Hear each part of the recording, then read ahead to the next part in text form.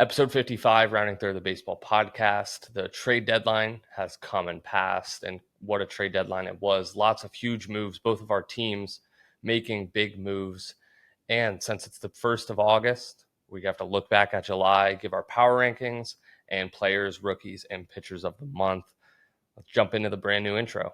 Today, I consider myself the luckiest man on the face of the earth.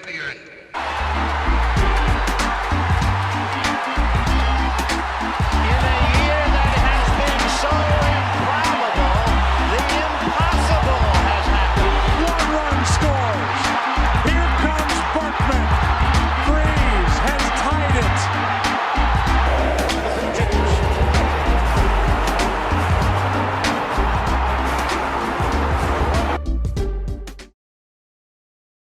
James, lots to cover this episode. Huge trade deadline, lots of awards, but first we have to recognize a very unfortunate passing that has taken place. I will just let you kind of kick it off here. I mean, this is one, I text you. I don't think that we could do this show without mentioning it. Of course, just talking baseball, sitting in front of a mic, impossible to not think about the late, great Vin Sculley, who unfortunately was announced he passed away Tuesday night. Just very sad story. Of course, I don't think you can tell the story of Major League Baseball, and certainly not the story of the Dodgers, without Vin Sculley. Long time play-by-play radio guy for the Dodgers, 67 years for the Dodgers. Again, a career spanning from Jackie Robinson to Clayton Kershaw, spanning many championships from Brooklyn to Los Angeles, and just there's no one that will ever be like him or could be like Vin Sculley. Just the amount of games I've just listened and the storytelling, what he did. And there's so many memories to share, but more than anything, just very sad day, very overall, it's just sad time for baseball, for the organization. Obviously, the thoughts are with the Sculley family, leaves behind his wife, many, many grandchildren and children. But he did retire in 2016 to spend some extra time with them. So I'm happy he got to enjoy that, and we'll miss him thoroughly. I mean, imagine being the broadcaster for a team for over 60 years. I mean, that's insane. And, in that span, he was able to call so many unbelievable things, Dodgers and non-Dodger related, right? He called Buckner's error. He called 3 perfect games, which is kind of like unfathomable. I think 18 no-hitters. Yeah. He obviously called Kirk Gibson's famous home run, which is now in the intro, thanks to James.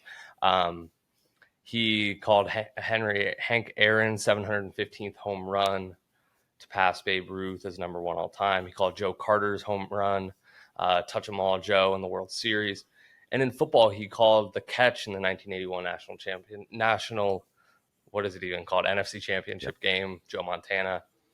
So, I mean, he called Masters before. You can't really even tell this. You can't even tell the story of sports without him. And he oftentimes would dual cast radio and TV at the same time through like the first 4 or 5 innings. Just kind of a remarkable career. I mean, I would say I would put him at the number 2 most important person in the history of the Los Angeles Dodgers, a super storied franchise.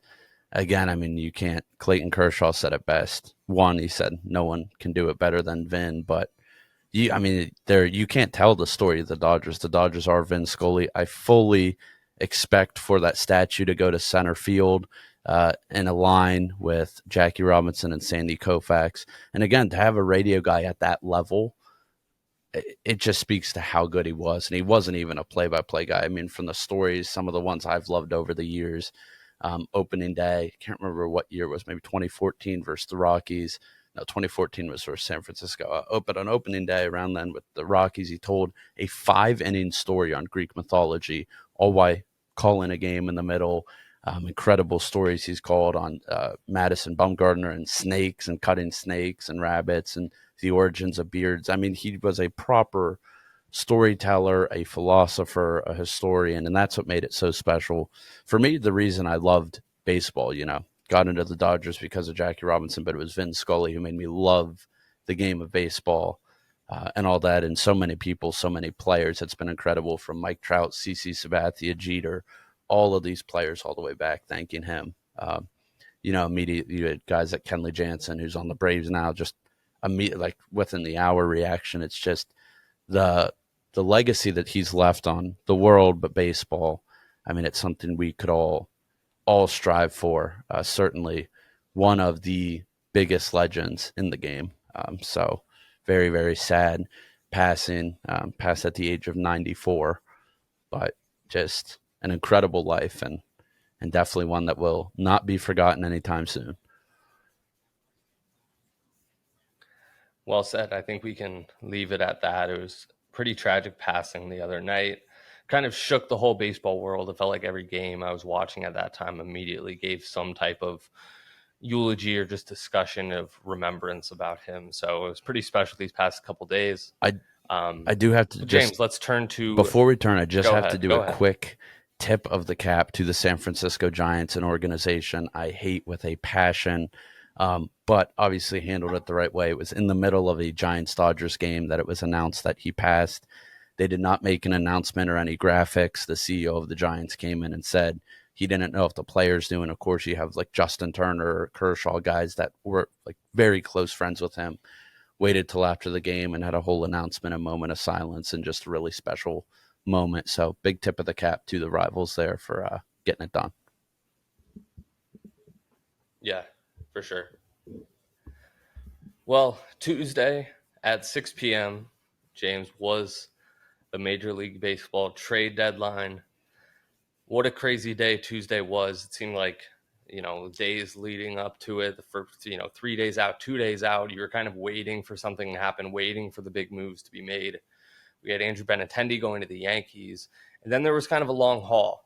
And a week ago, we made our prediction of 5 players: Juan Soto, Castillo, Paulo Lopez, Will Contreras, and Frankie Montas. We predicted where all 5 would go. I mean, James, it was crazy. I think the first thing we have to talk about is Juan Soto. He was the story of the deadline, one of the greatest young players we've ever seen. And he gets traded along with his teammate Josh Bell to your division. You don't like them being called division rival, but your division peer, the San Diego Padres. What's your reaction to Juan Soto being in the division? You'll be playing him this weekend. How do you feel about that? Yeah, I mean, maybe they're making a step towards coming to that rival again. They have 100 years of history to overcome, so I don't think they'll ever do it. But certainly, if you're looking at San Francisco versus San Diego much more competitive. Yeah, I love the move. Juan Soto is awesome. I'm just excited to get to watch him that much more frequently. And as good, I mean, look, their top 3 is going to be ridiculous when healthy. Fernando Tatis Jr., Manny Machado, and Juan Soto. It looks like my Diamond Dynasty lineup on MLB The Show, not a real MLB franchise. But I'll tell you, I'm not worried. I am not worried in the slightest. In fact, I think they may have handicapped their ability to secure quality pitching in the next decade, pending they do sign him to an extension, which is a huge question mark. So I don't know. I mean, I think San Diego, it's probably a good move. They lose C.J. Abrams. They lose Mackenzie Gore, a lot of their young prospects and talent. Of course, the Hosmer stuff we can talk about. Luke Voigt kind of caught the shortest end of the stick there, being the extra toss in. But I can't wait to see this lineup banging. Last night, they were looking incredible. Brandon Drury, also acquired by the Padres from the Reds. It's a grand slam on his first pitch. Can't wait to see this lineup healthy. They're not winning the NL West, and that's what it comes down to, and I'm so confident. Look, they may be within single-digit games back, though, now, so good trade on that regard. Yeah, I mean, I don't think they're going to win the division this year. I think it's too late, and they're too far back. But I mean, it's an impressive thing. Like you said, having Machado, Tatis, and Juan Soto, and you said it might inhibit them from getting pitching. They just signed Joe Musgrove to a long-term extension. They've got Darvish, Amanea. They've got a great rotation that's working for them. I mean, Mackenzie Gore was planning on being a big piece of that, but I think you look, the Padres GM, he really has no fear. He went all out on this, traded a ton of their young best prospects to get Josh Bell and to get Juan Soto. Is it worth it? We'll see. We'll see if they win a World Series out of it. If you go around that infield, though, I mean, Josh Bell at first, Cronenworth at second, who's an all-star, Tatis at short, Machado at third, with Juan Soto in the outfield, Trent Grisham. I mean, this is a really packed lineup. And it'll make these Dodgers-Padres series, specifically this one this weekend, really exciting. They also got Josh Hader from the Brewers, which is a pretty interesting move. So, I mean, what a trade deadline it was for them. Juan Soto, Josh Bell, Josh Hader, and Brandon Drury. I mean, couldn't have been much better than that. They had the I'm best sure Padres fans are very excited. best trade deadline by far. I mean, their team got significantly better. And look, you can't fault San Diego. It's pretty cool to see they're going up against LA, one of the biggest dogs, almost unlimited resources, and to see them shove all in and go, no, give me Juan Soto. I mean, I can't wait to see Tatis and Juan Soto playing together. It's going to be so awesome. I mean, it's almost must-watch baseball, this lineup. As you said, even Grisham down in the bottom holes. It's a good lineup. It's just they're still going to be a little brother. That's just the crux of it. Yeah, I mean, from quickly on like a Cardinal perspective of it, well, I guess twofold. One, the Cardinals are kind of in the mix. It came out that they were out of it before the trade deadline day. Not super unexpected. I'm glad we didn't give up Dylan Carlson. A lot of people on Cardinal Twitter were freaking out that, Dylan Carlson, we should give him up for Soto. I disagree. I think Carlson's great. But the Cardinals are now competing for a wild card spot with the San Diego Padres and the Atlanta Braves. And then that third spot is kind of between the Phillies and the Cardinals at this point. And the Phillies also made some moves, right? They got Brandon Marsh from the Angels. I think they made a couple more moves, but I can't remember right now.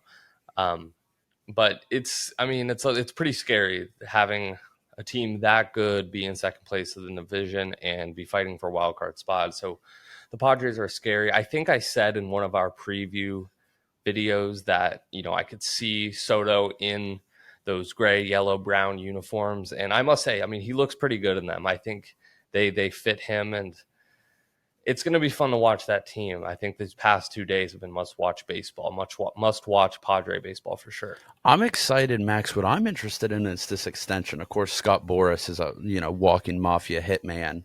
And the second he was traded, they immediately were like, sweet, you want to sign long term? And he's like, Scott told me I'm not allowed to talk to you, basically. So we'll see how that plays out. Nothing would make me laugh harder in the entire universe than if Juan Soto's like, yeah, by the way, I'm not signing an extension. And then they just mortgaged basically their entire future for a year and a half of a guy. I will say they're going to be terrifying as a wild card game, though. If you have a 3-game series against that team healthy, like I don't really want to play in that. 7 games, I take LA, but a 3-game series, I don't want that. Too explosive of an offense. It is, and it's interesting. And before we get into some other trades, if you think about how the playoffs are structured this year, the 3 seed will play the 6 seed. So the 3 seed being the worst of the division winners, and then the 4 and 5 seeds will play. Which right now in the National League, the 3rd seed would be the Milwaukee Brewers by only half a game over the Cardinals, who would play the Cardinals. And the 4-5 matchup would be Padres Braves. So it seems to me if you're the Braves, right, or the Padres, whoever's in the 5th spot, they won't do this. But if you tank to the 6th spot, you would get to play the Brewers. And then whoever's the number 1 overall seed, probably the Dodgers, over playing either the Braves or Padres, one of those teams. So maybe a little gamesmanship could be done there. And it's a very similar situation in the American League with the Twins and Guardians not being very good. But regardless, I mean, it's a pretty insane trade, kind of shakes up everything in the National League. Also, but James, throw us somewhere else. Yeah, I think one that I want to talk about is a guy who was on the Mariners heavy early, and I love this. If you're a Mariners fan, you have to be so thrilled with the organization going out, throwing some prospects around, bringing in Luis Castillo, a true ace for this team, again with Logan Gilbert, Robbie Ray now. That's a no-joke rotation. I love, the Mariners' longest playoff drought in baseball. So to see that fan base finally, you have Julio bumping, they're making the push. Awesome from the front office, because the Mariners really, I don't think anyone thought they were going to hop in at the deadline, but they're making a push, baby. They're playoff bound. Yeah, it came out. Luis Castillo was the Mariners' top target. They figured they needed to get more pitching depth. They've got a pretty decent rotation, but adding a real number one ace can only help them. I think for Seattle, this kind of solidifies their identity as a team that's trying to win right now. They think they have a team good enough. They have the talent. They've made a ton of moves in the offseason, and now adding another pitcher to solidify that core says that the Mariners believe in them. They believe they can break this drought and they can get into the postseason and make some noise. So I love it. I think having Robbie Ray, having Luis Castillo, Logan Gilbert, those are guys you can throw in deep into postseason games, thinking like game 5, game 6, game 7 of an ALCS, right? So I think it's a huge move. I love it. I'm glad that Castillo didn't go to, I think you predicted the Yankees. I predicted the Dodgers. I'm happy to see he ended up somewhere else. And I think Seattle's a great fit. I've gotten a lot of King Felix comparisons up in Seattle so far. So I like that. It's one of the reasons of course, I wouldn't have Juan Soto on the Dodgers, but I like the parody of baseball. Like, I'm happy that instead of Castillo just being the fifth arm on the Yankees, like, he gets to go out and be a bona fide ace on a team. So that was a really awesome move. I think other pitching stuff, we missed all of our predictions, I'm pretty sure. But if you're ready, I'd say another pitcher to talk about. Obviously, the Yankees bolstering their rotation with Frankie Montas from the A's. Pretty good pickup there. I think that's a pretty scary Garrett Cole, Montas, and Luis Severino. That's a pretty good 1-2-3 right there. Nestor Cortez. Oh, and how can you forget Nasty Nestor, who's really the real ace of the program? It's going to be, don't want to use his other name that got that radio guy in trouble. Yeah, I think Frankie's great. They needed pitching. They needed some more depth, especially with the other move that we'll talk about next. I think Frankie Montas is a huge pickup for the Yankees. He was one of the number one pitchers in the market, maybe right behind Castillo. So the Yankees got their guy, and they're look, they have 71, 72 wins or something like that. This is a team that's gonna be in the ALCS, if not the World Series. So having Frankie Montas only helps that. Speaking of their rotation, Jordan Montgomery traded to the St. Louis Cardinals. 1-for-1 for Harrison Bader. 2-time, I think maybe 3-time Gold Glove center fielder, best defensive center fielder in baseball. Let me talk about this real quick. So I think my initial gut reaction was, oh my God, I can't believe we just traded Harrison Bader. He's a stud. He's loved being in St. Louis. He's just, the dude is a class act. He's a class act. He's the best defensive center fielder in baseball. He's super fun to watch. But then, so initially I was super upset. I was super frustrated about it. But look, the Cardinals need pitching. Jordan Montgomery is a very good pitcher, right? He's had about a 3 ERA his whole career, like between 3 and 4, 3.4, 3.5, upwards of 10 strikeouts per game. He averaged 11.9 one year. It's a good trade for the Cardinals. The Cardinals, they knew what they needed to do this offseason. They needed to get Jose Quintana and now Jordan Montgomery as well. They needed to replace Steven Matz and fill in some of the Palante starts. So it's a good trade. It sucks to lose Bader, but at the end of the day, he gets hurt a lot. He's dealing with a big injury right now. His offense isn't spectacular. His defense is world class, but what was your reaction from the outside? I am starting to like it. What do you think? The first thing I thought about is that Statue of Liberty glove and the pinstripes is going to be freaking sick. Like, that is must watch just to watch that outfit march out there. Initially, I was kind of mixed on it. I know how much you like Bader, and I've always come to his defense and your defense. He's definitely the best defensive center fielder. Won't hear any other argument on it. But again, you kind of walked me off a little bit of a ledge once you got to a reasonable point, and I wasn't too worried. But just this idea of they need arms. They have the production. They have a platoon of outfielders that they can march out there. And again, if they didn't make this trade, that's almost what I think about. If they don't make the trade and all you do is Jose, and that's your addition, that's them folding, right? If they didn't bring in an arm in this deadline, it is the Cardinals saying we have no interest in even trying to get Pujols another ring. So I like the move there. I definitely didn't see it coming, and I think from what I've seen, the Yankees were pretty locked in. They thought for sure they were getting Pablo Lopez from the Marlins, which I've heard that they made the Montgomery trade going perfect, clear him out, bring in Pablo Lopez. They don't have him now. Still, they have 4 very good starters, so no love lost there. But I'm interested. I will be talking about Jordan Montgomery later in this podcast, so preview there. Interesting. But Yeah, I like the I pick. mean, I like it. I think the Cardinals believe in Dylan Carlson. I mean, the dude is 23 years old. He's super young, and he can be an everyday center fielder for sure. Put him, Tyler O'Neill in left, and either Nootbaar, maybe Yepes, somebody in right, Brendan Donovan.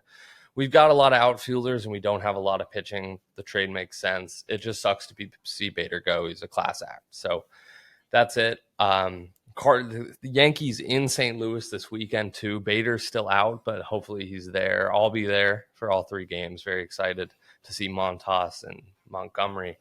But some shockers here, James. One team that we expected to pretty much continue selling everything was the Chicago Cubs. They had Ian Happ and William Contreras, like showing so much emotion, hugging it out, waving to the fans at Wrigley before the deadline. They don't go anywhere.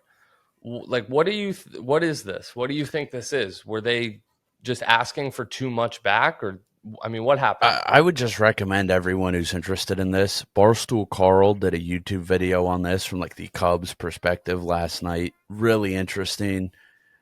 It's terrible. It makes no sense because you blew up the World Series team. Fair enough. Look, in baseball, eventually, outside of like 4 or 5 organizations, you have to blow up and kind of rebuild. But it's like you got 85% of the way there. Didn't skin the rest of the cap for it because it's like at this point, just get it all over with, get all your prospects, get a timeline, figure out when to sign free agents, and let's move this thing. I don't know if like the hug, they're trying to keep the fans' emotions intact, but it's like if you're telling me that the market value isn't there to get the prospects you want out of this guy, are you going to sign into an extension? Why would you do that? It really baffles me. And the most confused people have to be Ian Happ and Contreras.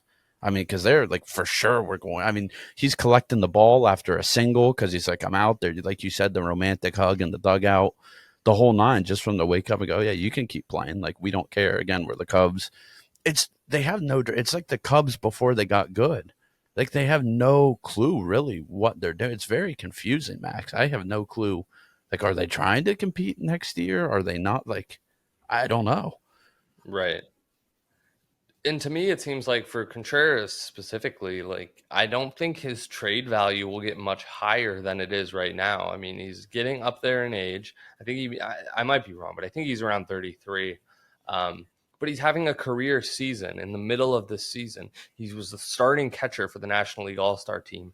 His trade value is not going to get much higher because it's super high right now. And I think that's maybe why they were allegedly asking for such a high price. But if I'm the Cubs, I'm sure somebody offered a decent enough package that you let him go.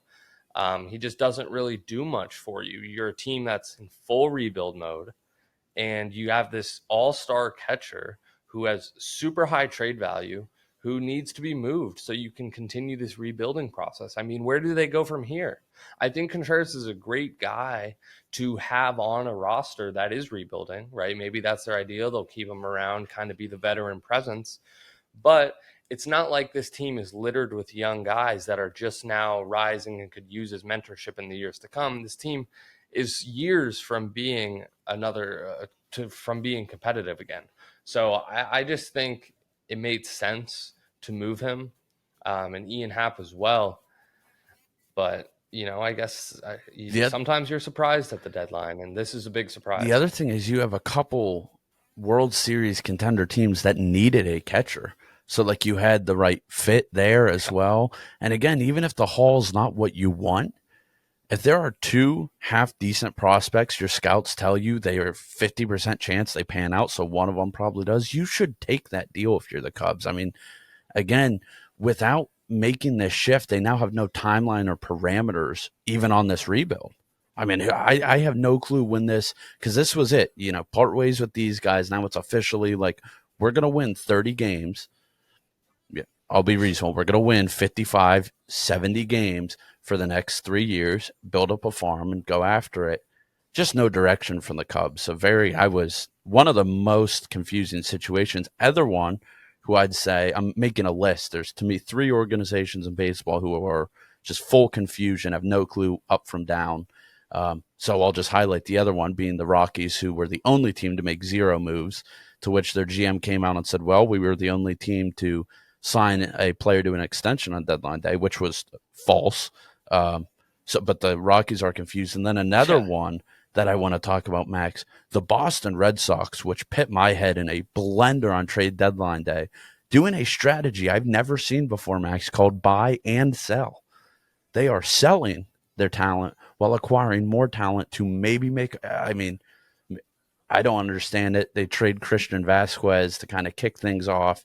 You figure here comes the fire sale.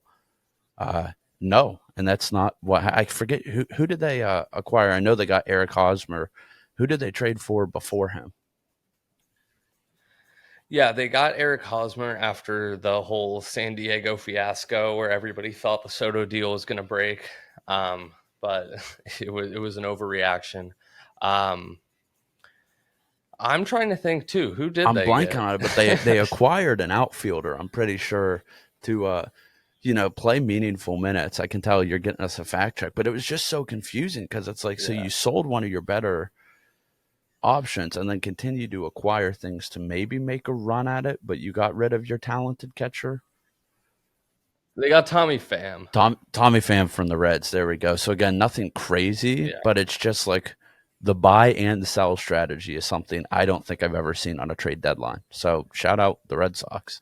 Yeah, because they acquired Pham and they acquired Eric Hosmer, 2 kind of veterans, honestly similar, right? I think they played together in San Diego, or at least they both played in San Diego recently. I know they were shopping Eovaldi and JD Martinez. Didn't pan out. So now they're kind of in this weird spot where they're kind of on the outside looking in from the playoffs. They sure have the talent to get there, but really don't have a lot of pitching at all. Chris Sale's down again. Eovaldi's kind of one of their only pitchers. So it's a weird strategy. I think this offseason will say a lot about them, with Xander and Rafael Devers and JD Martinez all needing to be paid or wanting to be paid, and whether the Red Sox want to do that now or not. Very interesting stuff from Boston. The Christian Vasquez thing was funny. He was out on the field in Houston warming up in Red Sox gear, and they pulled him off, and he had to go to the other locker room. Yeah, it was tough. They, grabbed him like right out of the media, immediately broke it to him when they're trying to interview him, and the team official like pulling him out of the media huddles. That was crazy. I think only other trade that I really need to touch on is, to me, one of the most confusing. I've had a lot of people in my DMs and mentions trying to educate me and explain to me. I can't for the life of me understand why the Los Angeles Dodgers thought going out and acquiring the biggest joke in New York Yankees history was going to be an effective play at the trade deadline. And again, like, I understand how good Joey Gallo was, just the player I'm talking about on the Rangers. And I think he could be back. Look, the beard's coming back. Of course, in New York, they have their weird like rule from the 1400s where you can't have a beard and you can't have long hair, which has Harrison Bader's in rough shape. I don't know if you've seen pictures of him, but it's kind of tough scene there with him having follow their policy. But with the beard back, maybe Joey Gallo gets active. But it's just like, to me, you made the Dodgers a laughing stock in a way. Because all I've seen out of all the Yankees people I follow, shout out Carlos, is just Gallo getting drugged through the mud and just ragged on. He has the lowest batting average for someone with 500 plate appearances in New York Yankees history. And so it's like, you just take this giant joke and trade for him. And look, it probably works. I'll probably eat my words. It's just like, I think you will. Now, I will say, and you told me this, and I was thinking it beforehand anyways. Now, if it's an LA New York World Series, I'm pitting every dollar I own on the fact that Joey Gallo has a walk-off. Like, that's going to be a must-hit prop bet just out of, like, the story. But I just don't see the reason for it. You have Chris Taylor's coming back healthy. Trace Thompson's been a beast. James Outman is potentially the best hitter in the history of baseball, according to his first 10 at-bats. So I don't get it, but I don't know. I mean, Depth. I think Joey Gallo, an interview came out either the day of the deadline or the day before, kind of talking to him about New York. It was pretty sad, honestly. He just talked about how he couldn't go in the street because the fans would jeer at him and yell at him, and he just never felt comfortable. I mean, this is a guy that strikes out a lot, right? He's kind of a two outcome hitter. He either strikes out or hits a home run. He's been like that his whole career. And I think this will be good for him. I think getting out of New York, going to the West Coast, pretty much getting as far away from New York as possible. I think it could be good for him. I think he could get back to his all-star form. We'll see. I like it. Who did they gave up Beater, a right-handed arm in the minor league system for him. He's going to be a good DH, or he'll come off the bench. So, it's good hitting depth, I think, for the Dodgers. And, I like it. I like it, to be honest. Yeah, I mean, it's not a move I saw coming. Look, they didn't really give up much. It's kind of is what it is. I'm just more like, oh my God, now we're the butt of New York Yankee jokes because we acquired their like burning pile of garbage. But again, Beard's back. He may hit 30 home runs in the next 40 games. Who knows? So that was really all the Dodgers did. I mean, nothing too notable.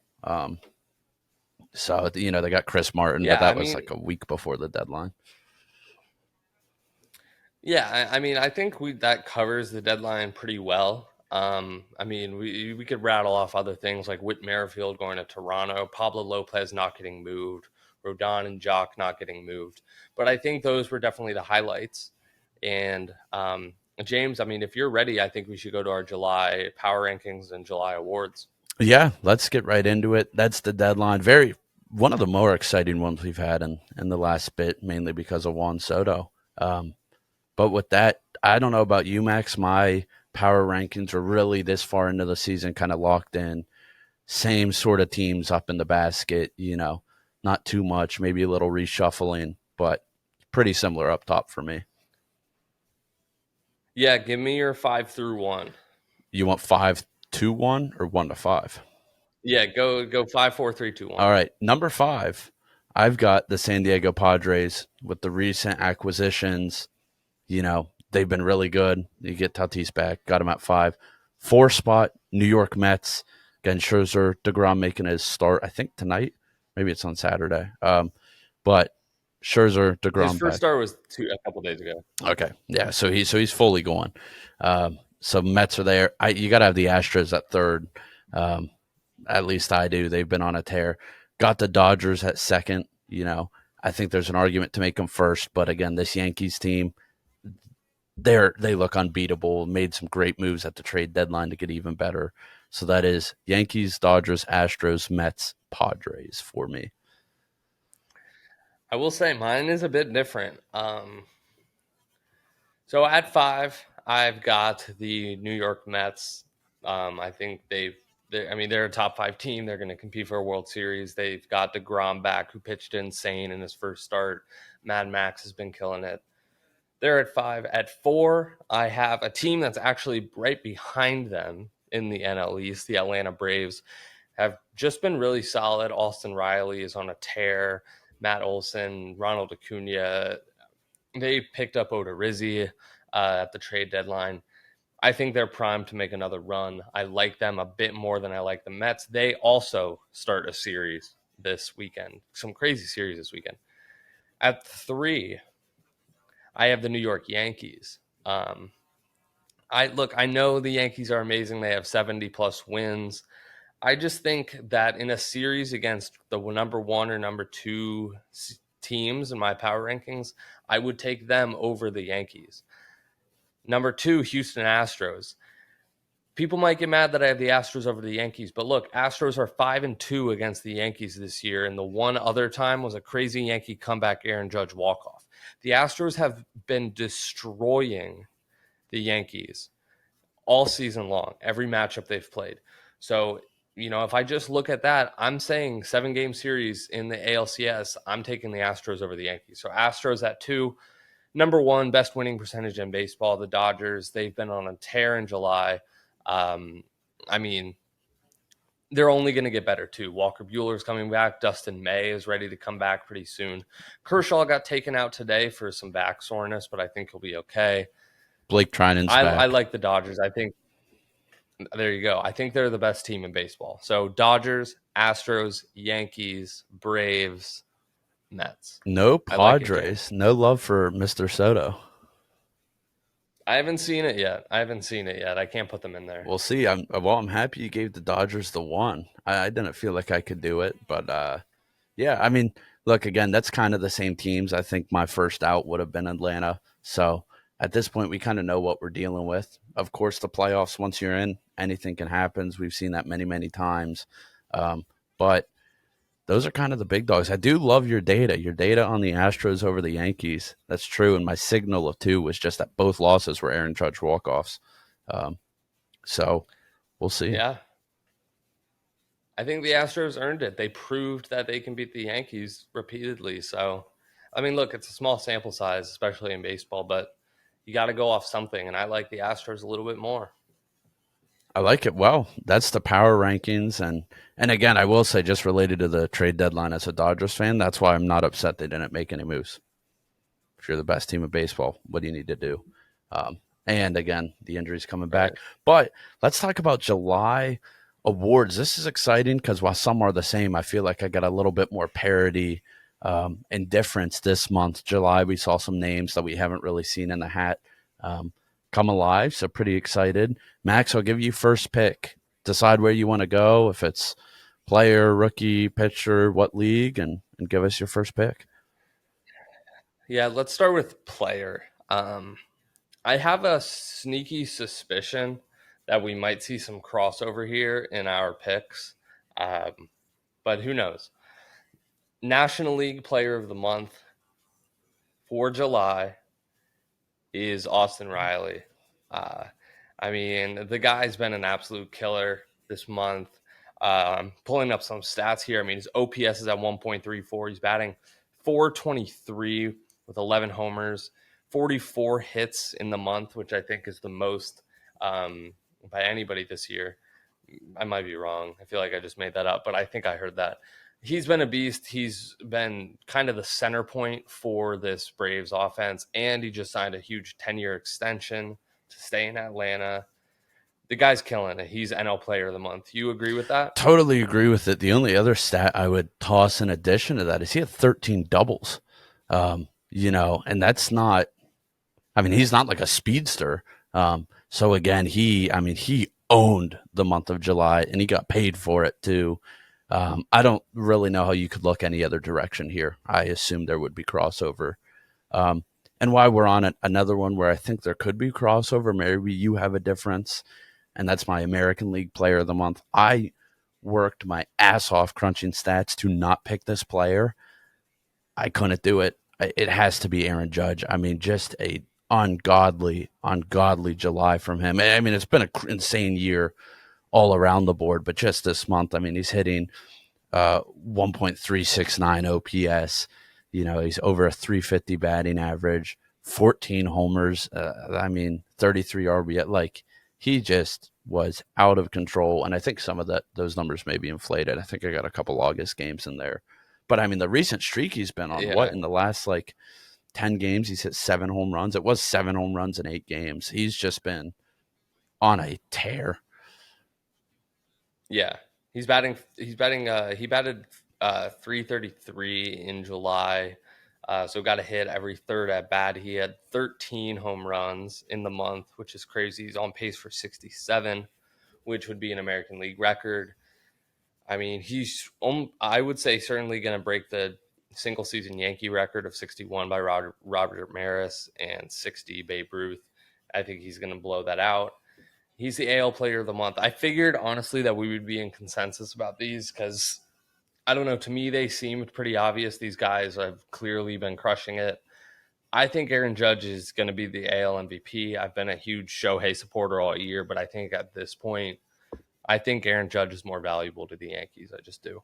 I mean, if I'll throw it back to you. Where do you want to go next? this is some interesting ones here, but one I'm excited to talk about. Let's go Cy Youngs. I'm going to talk about the American League, another place there could be crossover because this dude's been on a tear, the hottest arm in baseball. Dylan Cease of the Chicago White Sox got a .98 WHIP, so again, that's walks and hits per inning, so base runners per inning.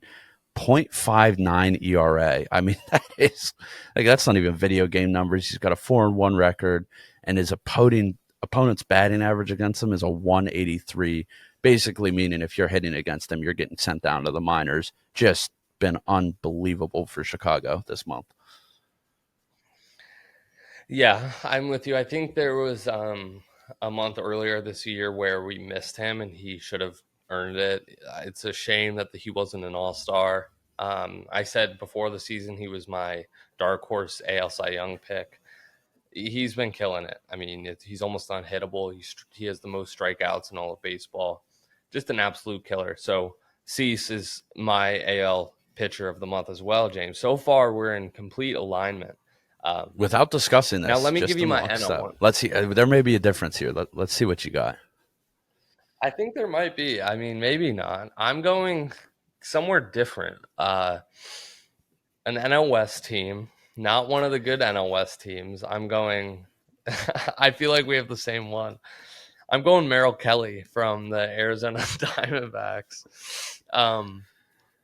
Just had an insane month. An ERA at 1.31. His opponent's batting average is at 168 across the month of July. I mean, really impressive stuff. Really impressive stuff. Only gave up 6 earned runs across 41 innings. I really liked how he's pitched. I mean, we could keep saying stats, but I loved how he pitched. 33 Ks to 8 walks in the month. Merrill Kelly's been really impressive. Didn't catch a loss. I'll hop on. 0.76 WHIP again.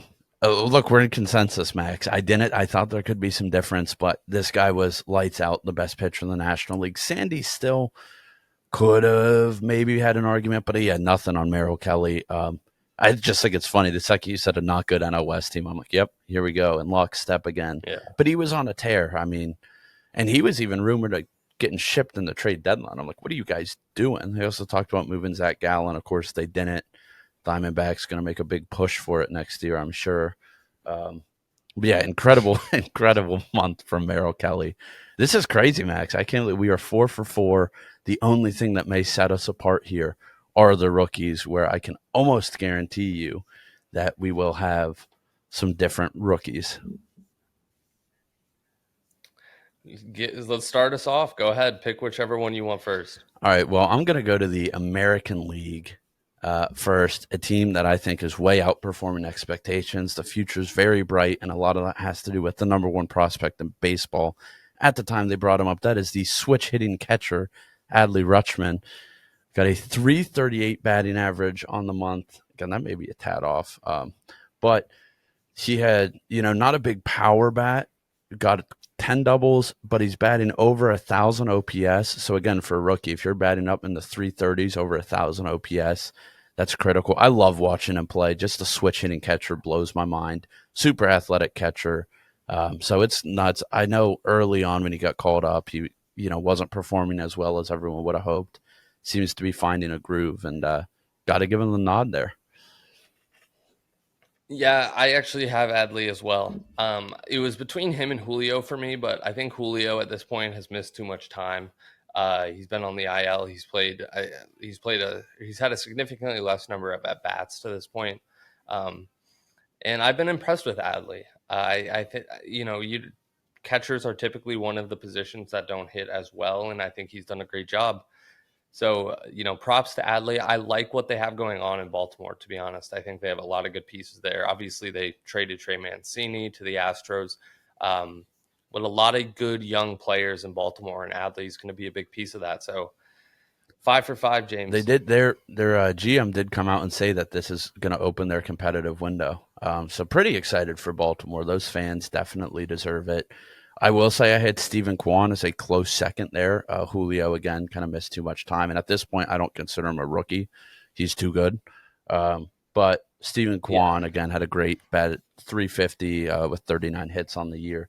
But 5 for 6, I can guarantee, Max, I would fall out of my chair if we went 6 for 6.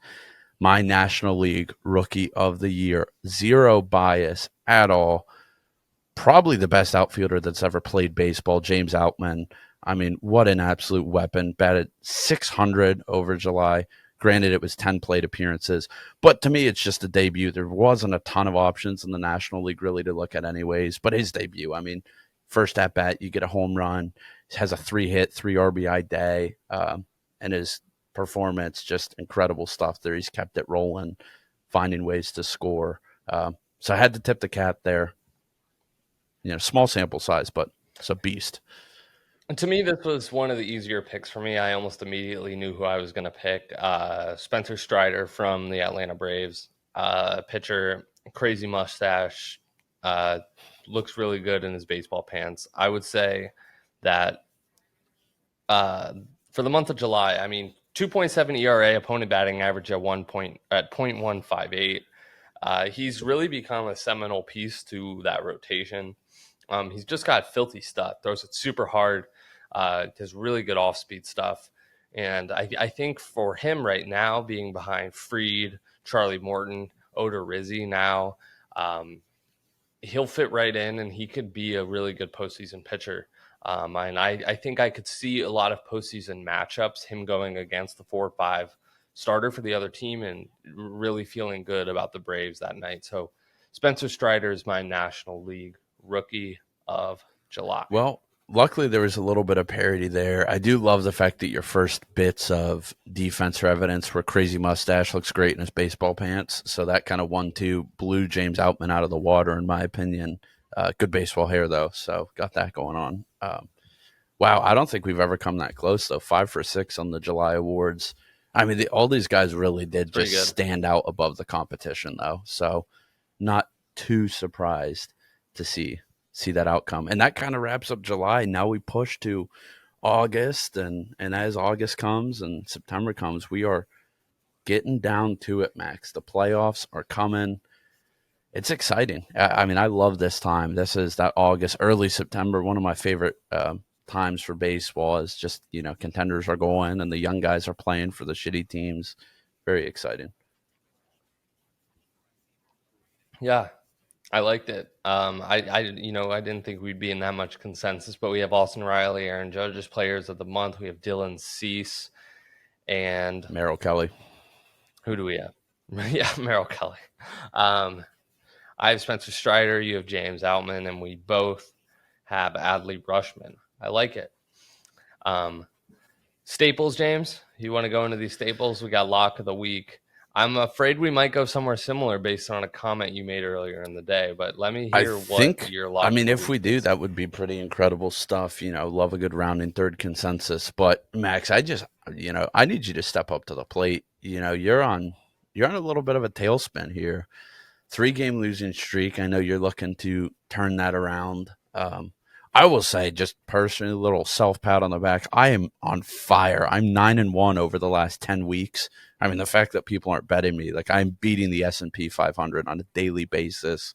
Your favorite ETF, your favorite investment guru is not going to give you the returns that you'll get from betting what I'm telling you to do. So, I mean, it's out of control at this point. And with that being said, the bet that I have, look, it's a revenge game. It's too easy. Saturday, August 6th, 7:15 p.m. Eastern Time. You will travel We're going to have the same bet. Bushfield. Oh, yeah. Let's do it, Max. Consensus. I mean, Bush Stadium. Bush Stadium, Bushfield. Is that a real thing? Bush Stadium. And Jordan Montgomery makes his first start for the Cardinals, right? It will be his first start versus his former team, the New York Yankees. I got the Cards money line. I love the matchup. Domingo German pitching for the Yankees, and we'll see. I think Montgomery's the better pitcher. I think he's got something to prove to his former club. Boys are at home. You'll be in attendance, Max. I love it. Yeah, I have the same game as you. I'm going a little bit different. I'm going to go Jordan Montgomery, over on his strikeout count, whatever it is. It's not out, but I imagine it'll be 7, 6.5, something like that. I like Jordan Montgomery to hit over on his strikeouts. He knows the lineup. He's going to K Aaron Judge 3 times. He might even go perfect. We'll see. So I got Jordan Montgomery over his strikeouts. But I like your pick, James. I'm very excited for that one. I'm excited. I mean, we're going to need obviously some live coverage as you're there. I mean, huge implications for our bets right there. I feel a lot better about it knowing that you'll be there to kind of give him the signs, reel him in a little bit if he's fuming. I love it. I like the Cards in this game. In fact, I think the Cards may do something in this series. They may, do better than expected. So we'll see. Hey, we have a lot of momentum. We're a half game behind the Brewers right now with another game against the Cubs tonight. Brewers got swept by the Pirates, questionable, and now Cardinals beating up on the Cubs. Could go into series with the Yankees with the division lead. I know this is not really the segment for it, Max, but I do have to the Brewers traded Josh Hader when they were in the lead for the division. They traded one of the best closers in baseball. Again, maybe it's sure, you got the prospects to future proof. I don't know if I've seen anything like that. I mean, they got rid of a consensus top 3 closer. I think Josh Hader's probably number 1, but shelled him out to San Diego. He's been really bad as of late. I know his last five appearances have been out of control. I mean, I think it was a great move for San Diego. Before Soto, I had a buddy text me and go, "Oh, do you think this moves the needle?" And I was like, "By the way, you have to actually get to the 9th inning with a lead for closers to matter." So no. Now it may matter with Juan Soto, but interesting stuff for the Brewers. I expect the Cardinals to take down that division in short order. We'll see. Buddy of mine texted me the other plus 145 today, and he was hammering it. So I'm a fan. I think we got a lot of momentum, but let's go back to your team, James. Sunday night pick 'em.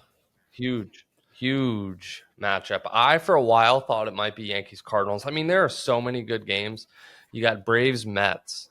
You got Blue Jays Twins. You got Dodgers Padres. Cardinals Yankees. Tons of great matchups. Astros Guardians, if you want to go maybe a notch below. But it is Padres and Juan Soto versus the Los Angeles Dodgers. Insane Sunday night baseball matchup. Quickly on last week, the fans got it right, and we got it right in a huge lopsided vote. I think the Giants won 90+%, maybe something like that. And we both picked San Francisco to win. They did. And, now 1-1, the America's 1-1 as well. And now we go to this huge matchup.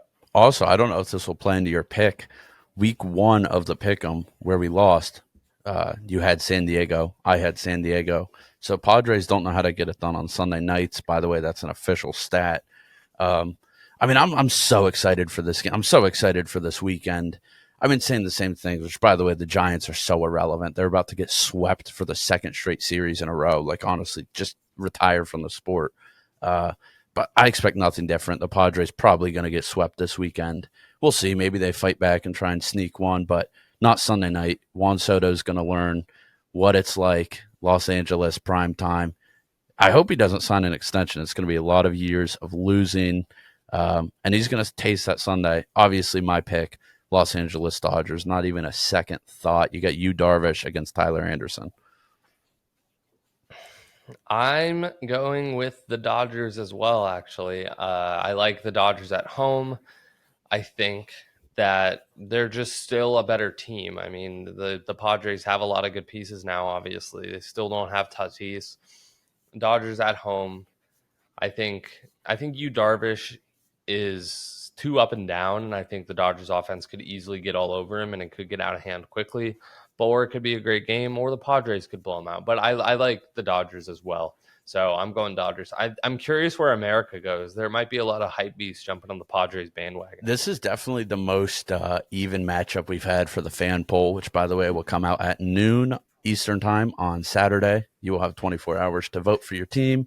Get America's vote on the graphic. watch the game. Max, I think this game could, I don't know if I'd say break records, but I think it may be one of the most watched Sunday Night Baseball games. Just like, I mean, it's must watch. It's LA, San Diego. It's Juan Soto. For most people, it will probably be their first time watching Soto in the brown and gold. We'll see. I cannot wait for this weekend. And you touched on the other series. I mean, I'll be glued to a TV watching baseball all weekend. That's what I recommend everyone else do. Incredible matchups. Well, I think that wraps it up. We got a lot of good stuff this episode in. We covered Vin Sculley passing, the trade deadline, crazy moves being made, July awards, power rankings, lock of the week, and Sunday Night Pick 'em. Tune in next week, episode 56, where we'll probably have a more regular episode, right? Maybe do some spicy and dicey, maybe some rounding third player watch. And, as we approach the off season, things are heating up. Should be good. Follow us on Instagram, Rounding Third Podcast, Twitter, Rounding Third Now, TikTok. It'll all be in the description. Just look there. It's all linked. Follow It's us all on in all the our socials. description. Got a lot of good stuff coming out. And I think the last thing I would leave everyone with is the exact same way that Vin Sculley ended his career as a broadcaster, a quote that I think we all should remember. Don't be sad because it happened. Don't be sad because it's over. Smile because it happened. Vin Sculley.